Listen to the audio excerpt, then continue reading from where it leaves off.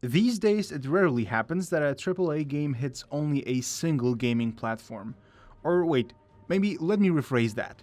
These days, it rarely happens that a AAA game comes out exclusively on PC. Although they may not be as huge as Sony's Uncharted, it doesn't mean that they're not worth checking out. I'm Michael, and these are top games of 2017 that will be released exclusively on PCs. If you haven't heard about the Guild series before, you definitely need to pause the video here and do your homework. The series that launched in 2002 is a mix of a strategy game, life simulator, and an RPG. You start the game in the 1400s, meaning late Middle Ages. You are one of the burghers, a person devoted to trade and politics. Your aim is to create a strong dynasty that will survive for hundreds of years, even despite the changes that are happening in Europe. However, this time around, the game will not have a set single-player campaign. It will be much more sandboxy. Instead of playing through a story, you get to familiarize yourself with a number of loosely connected scenarios. So, what do? Well, you live your life, you make money, and become a well-known tradesman, meaning you trade.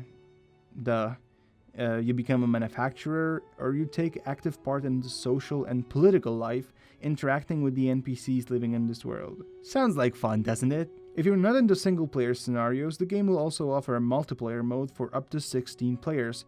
You get to cooperate or compete with other players to become the very best, like no one ever was. After the Guild 3, here's another game being published by Nordic Games. Spellforce 3 mixes a real-time strategy with an RPG. It's worth mentioning that the studio behind the project, Grimlore Games, has a lot of experienced specialists on board, including Peter Ullman, one of the co-creators of The Settlers 2. The plot is set before the events of the original game, meaning before the world of EO has been torn into small islands. As a player, you get to see all the events that led to that tragic moment. In the game, you will role-play your character and explore the world with various companions. Character development is much more open due to the fact that there is no regular class system. Instead, you have a set of skills and specializations that you can choose according to your needs. While exploring the dungeons and all kinds of underground locations, you can control up to 6 heroes. Fighting might look a bit hack and slashy, but you also get to solve puzzles and avoid traps. Up top, you get to set up camps and recruit an army. The scale of fights is much bigger, meaning that your soldiers don't seem like a band of mercenaries, but rather like a regular army. One more step and we'll get a scale of Total War series, but, well, no, let's not get ahead of ourselves.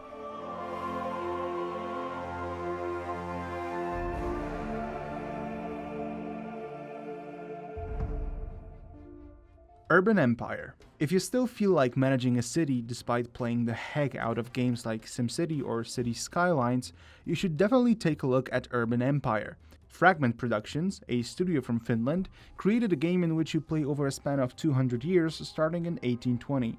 In time, you see changes in technology, geopolitics, and challenges that you have to overcome.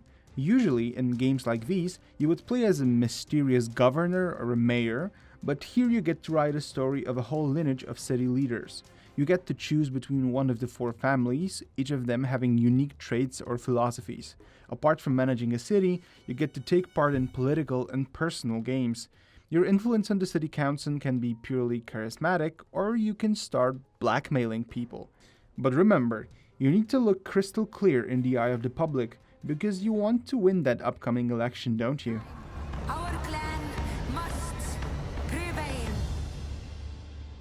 Expeditions Viking. A sequel to Expeditions Conquistador, Viking will take us to the 8th century where you get to become a leader of your clan.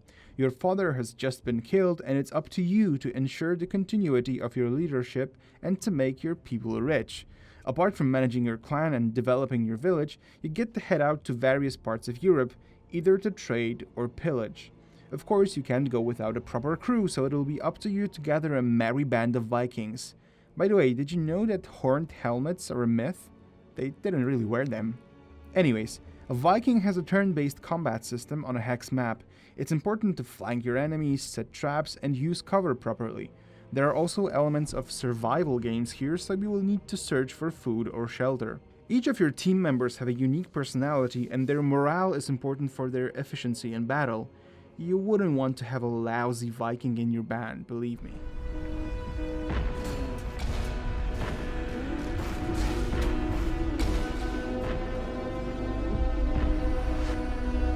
Warhammer 40k Dawn of War 3. Relic Entertainment, a studio that is very well known to all the fans of Warhammer 40k, is finally bringing another installment in the series, Dawn of War 3. If you're interested in the game but you haven't played the previous ones, don't worry, it's not necessary to know their plot, but it certainly wouldn't hurt to do so. As you can imagine, the game revolves around 3 factions: Space Marines, Eldars, and Orcs, all of them with huge desire to possess a powerful weapon. If you're looking for a game that combines great mechanics from the previous installments, you came to the right place. Hundreds of units on the map, building mechanics, and unique heroes with special abilities will definitely be there. Oh, and if you've been playing Relic's games before, you know that they really like their cover system. It's back in Dawn of War 3, although it's been a bit simplified.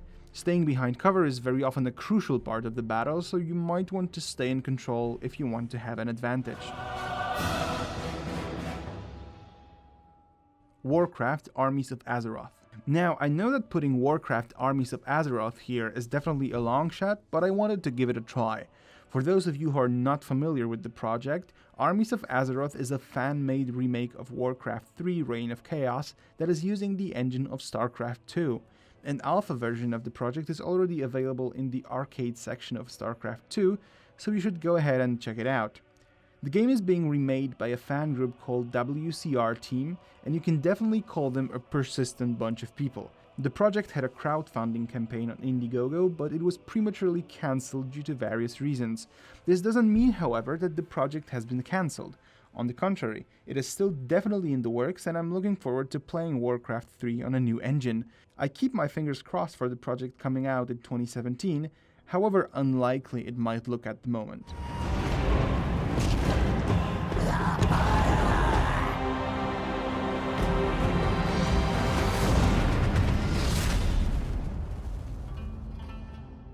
I understand if you finally say, after years of playing those games, that League of Legends, Dota, or Heroes of the Storm are getting a bit, well, maybe not boring, but there's not much novelty around. That's why a Swedish studio, Stunlock, made Battlerite that already had its debut via Steam Early Access. Battlerite focuses on 2v2 or 3v3 matches. You get to control one hero that has a unique set of abilities. Matches last much shorter than in other games that I mentioned before, but they can definitely be as satisfying. After every round you get to upgrade one of your skills a little bit, thus modifying your gameplay style. The game doesn't have towers or nexuses, and it doesn't even have AI-controlled grunts. Instead, you get open areas where everything is about direct deathmatch. Now add a pretty arcade fighting to the mix and the fact that you control your hero's movement with a keyboard, and it's definitely getting interesting. I already spent a few hours in the early access version on Steam, and I'm surely getting back to Battlerite.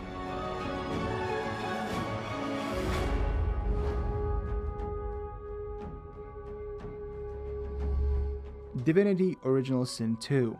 All of the RPG fans were delighted to hear that Divinity Original Sin was getting a sequel, and in a way, you don't have to wait till 2017 to play it, because a portion of the game was already released on Steam Early Access. The creators perfected the flagship elements of the genre: its isometric view, turn-based combat, complex story, and high level of difficulty. The biographical background that we select for our character during creation will affect the game. Depending on who we choose, the residents of Rivellon will respond differently and even give us different tasks. This also applies to the multiplayer mode formula implemented in Divinity Original Sin 2, which will enable up to 4 players to work together. Thanks to such treatment, it will be possible for individual members of the team to pursue contradictory quests, injecting a hint of rivalry into the game. Not enough for you? Then how about even more depth to the turn-based combat system? This time, the relative vertical position of characters will impact the combat capability of individual heroes and their tactical options. Nothing prevents us from climbing a tower during combat, for example, and raining down spells or arrows from there. Serial Cleaner. Number 9 on this list is a game from a Polish studio that previously gave us 2 productions, Red Game Without a Great Name and Green Game Time Swapper. So the story is the one about a serial killer, but not in the way you think. Your hero comes in when the bodies already hit the floor. You actually clean the place where the murder happened, meaning you get rid of the body and of any evidence, as well as clean all the bloodstains. Serial Cleaner is an action game with some stealth elements, with quests based on the real homicides from the 70s. So if you wanted to be a serial killer, but you kind of lack the bone for it, go for being a serial cleaner. It's close enough. So these are top PC exclusives that are coming in 2017. At least I hope they do. I'm sure I missed some of the titles that you're waiting for, so let me know in the comments section what else should be included here. Thank you for watching and take care.